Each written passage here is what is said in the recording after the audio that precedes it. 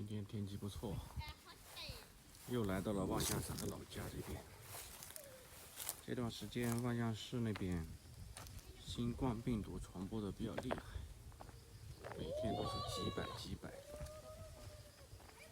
所以呢就在家自行隔离吧，也不出门，出来外面透透气。你看这边的天气多好，老挝的乡村就是这样，特别舒服。宁静、安详，远处是那个牛角山，谷子快要收割了。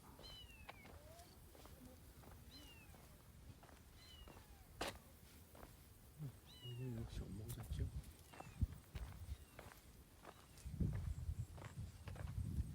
谷子可以收割了，远处的山也很漂亮。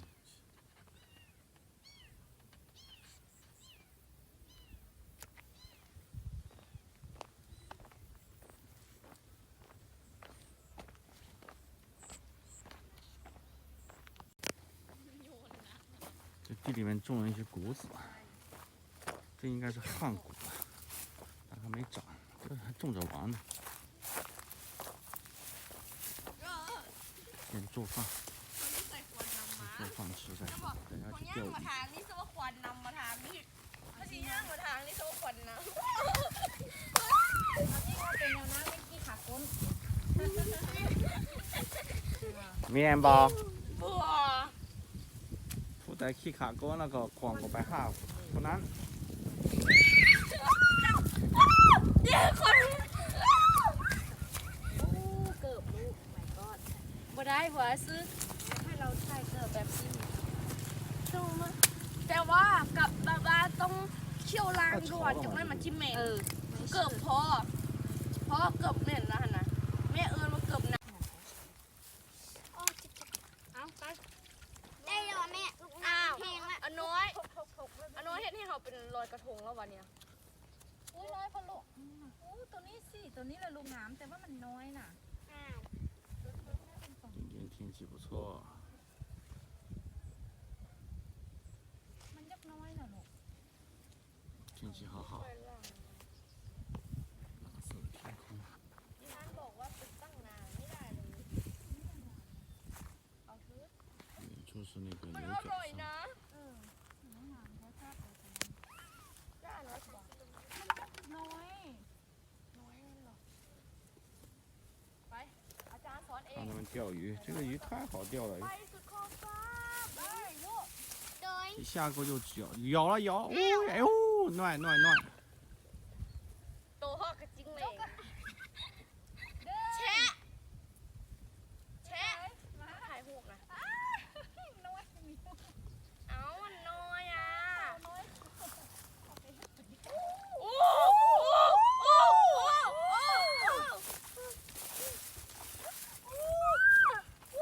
เก่งตัวเหยื่อซ้ำกตัวเหยื่อซ้ำเฮาเลยมันบอกเอาน้ำมันจิบุพอปลาแล้วมันปลาเทียนลายกว่าน้ำละน้อย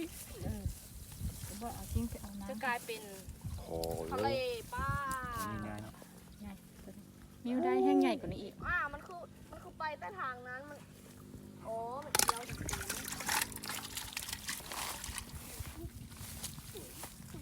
好玩吗？好玩，但是我不喜欢吃鱼。油炸的你就喜欢了，对，慢慢的提啊，不要勾到手。 คือ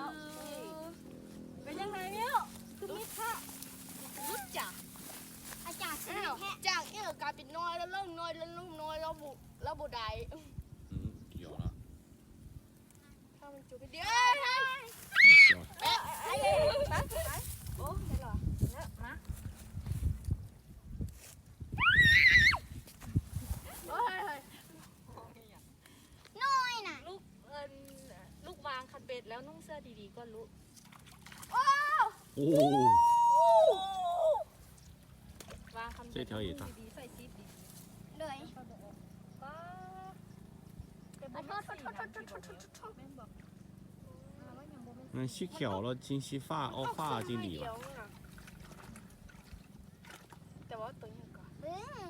บ้านลูกจะไปกินนมหลายๆก่อนแล้วลูกจึงตึกได้ฝาใหญ่ มื้อหน้าใส่ถุงมือเดี๋ยวลูกเด้อลูกมีถุงมือปะ อันน้อยมันจมลงไปแล้วอันน้อย แขนด ๆถ้าหลายร่างใครเดี๋ยว 没事。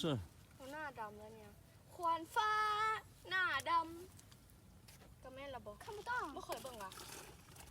ำลูกขันดำมันจะ 太小，这鱼太好钓，鱼太好钓了，没意思。本来我说想在这边钓点那个生态鱼，但是太小了那个鱼，它来吃，但是它不咬钩，嘴巴小，它一点一点的吃，一点一点扯着吃，它不咬钩。刚才差点钓上来一只，大概有2指宽，钓了，老不上钩也没意思，上钩太快也没意思。等一下烤点鱼吃。诶，这里怎么有2只小猫啊？喵喵。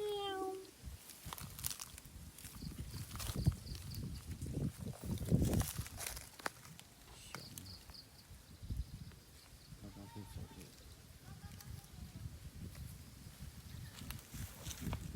去听听看，天气挺好。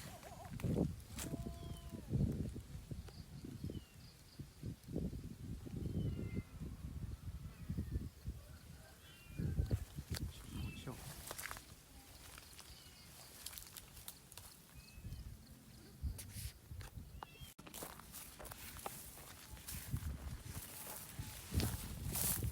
我去砍点竹子来烧烤鱼。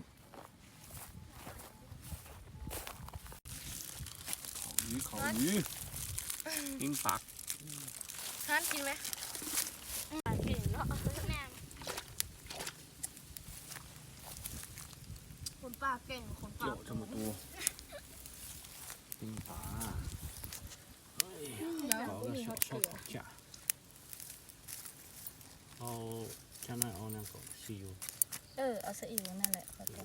ซ้ำ เอาใส่อิ๋วใส่ปิ้งปลา ผมมีเกลือเด้เคยได้ไหล มื้อนี้แหละจะได้กินเป็นมื้อเทื่อทำอิฐ 哪一条是鸡汉钓的？กินหม้อ 嗯哼，你钓的在不在这里啊？是不是这里有这看过啊条这条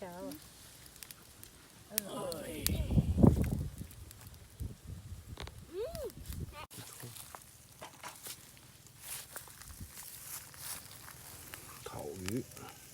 差不多了。 สีงามเลยดิ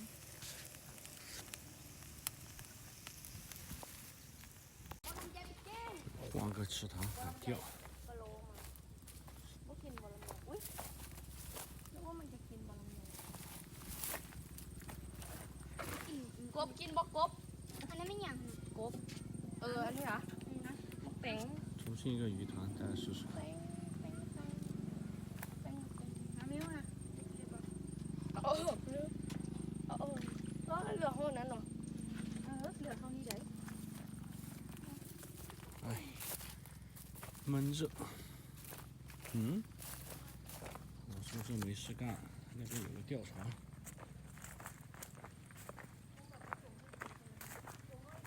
这里是旁边的一小块小树林，栽了一些果树什么的。这里有一个简易的吊床，哎，休息一下吧。哦，这边这个才是真正的吊床，因为这个太短。但这里有太阳，太晒了。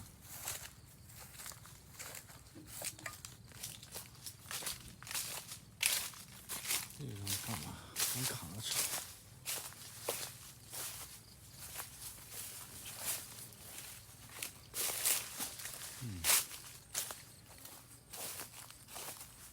挺乱的这里面，什么果子也没有。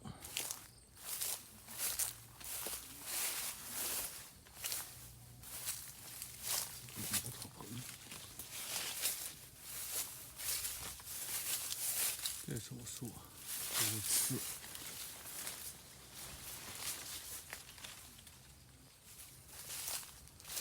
休息一下，这个有点太旧了吧？